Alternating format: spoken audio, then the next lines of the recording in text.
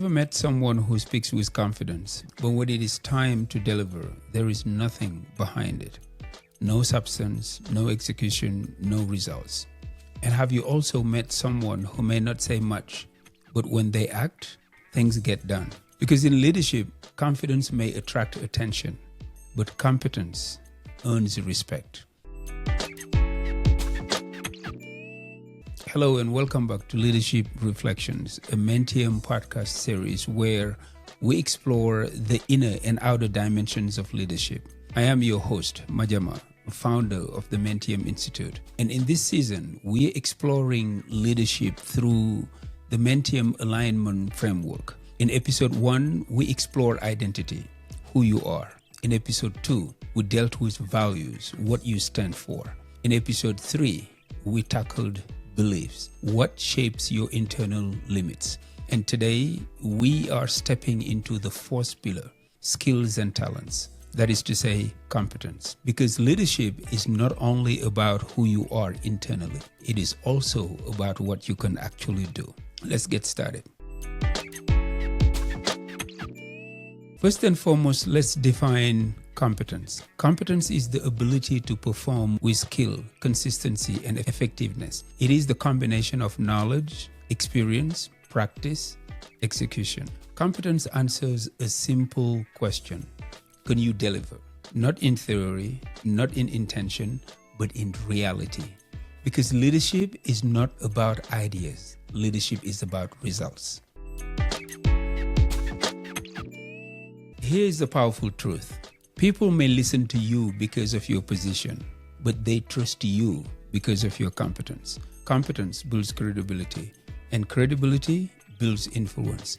Without competence, leadership becomes fragile because sooner or later, people begin to see the gap. A gap between what is said and what is done.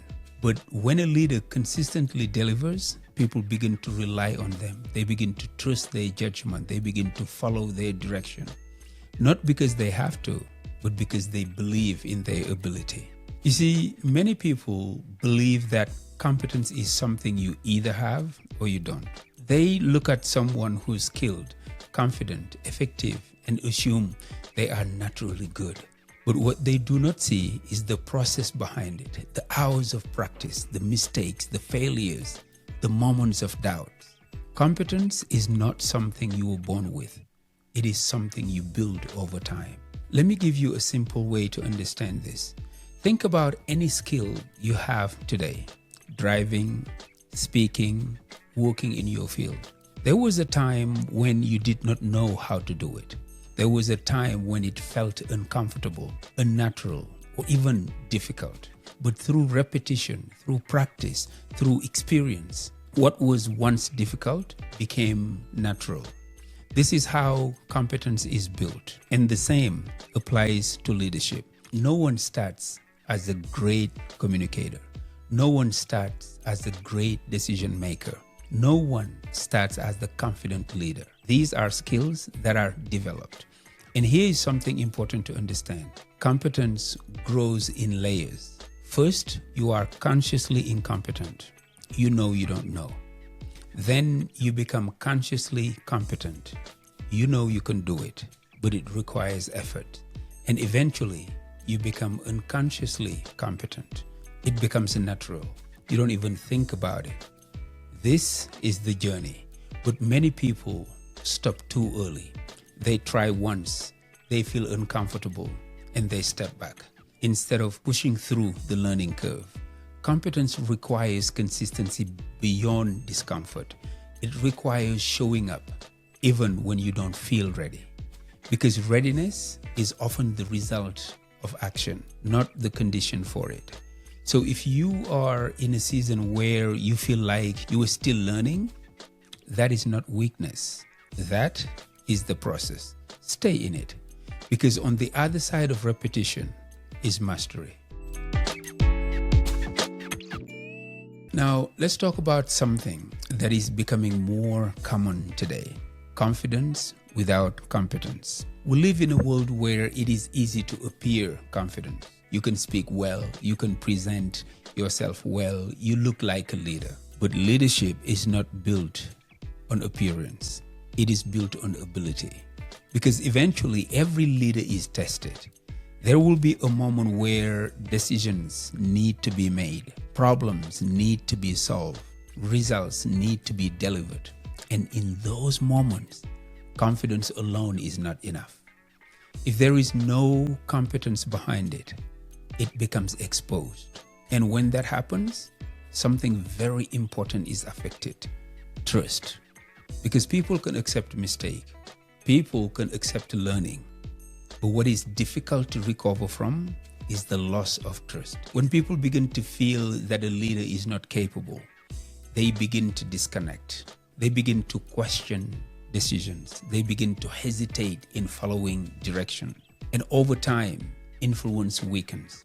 This is why competence matters so much, because competence creates consistency, and consistency builds trust. Now, let me balance this. This does not mean that you need to be perfect. That's not what I'm saying. Leadership is not about knowing everything. It is about being committed to growth and improvement. There is a difference between a leader who pretends to know everything and a leader who's honest, learning, and improving. People trust growth. People respect effort. People follow leaders who are becoming better. So understand this. The goal is not perfection. The goal is progress with responsibility. To say, I may not know everything, but I am committed to learning, improving, and delivering. That is real leadership. As a leader, you always have a decision to make. And that is the reason why I am referring you to my friends at Pure Impact Services. They are a professional, knowledgeable, compassionate, and dedicated team. They're ready to serve you with all your accounting needs so that you have one less thing to worry about. Whether you own your business or you are self-employed, they can be of great assistance. So please visit them at pure-impact-services.com or call them at 619-257-9229 and tell them I sent you.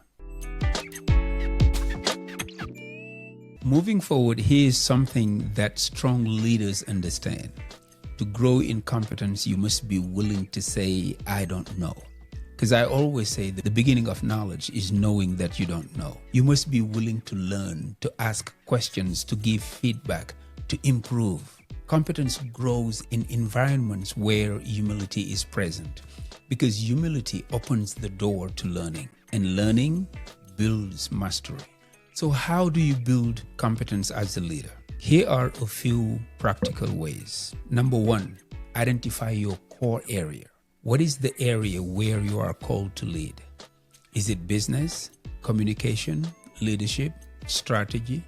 Because focus matters. Number two, commit to continuous learning. Read, study, observe, practice, be mentored. Growth must be intentional. Number three, take action consistently. Competence is built through doing, not just thinking, not just planning, but acting. Number four, learn from feedback. This is something very critical to understand. Feedback is not criticism, it is information. So use it to improve you and your work. At Mentium, competence is not separate from alignment. It is an expression of it. Because once you know who you are, what you stand for, what you believe, the next question becomes, can you execute at the level your vision requires? And this is where many people face a new kind of challenge.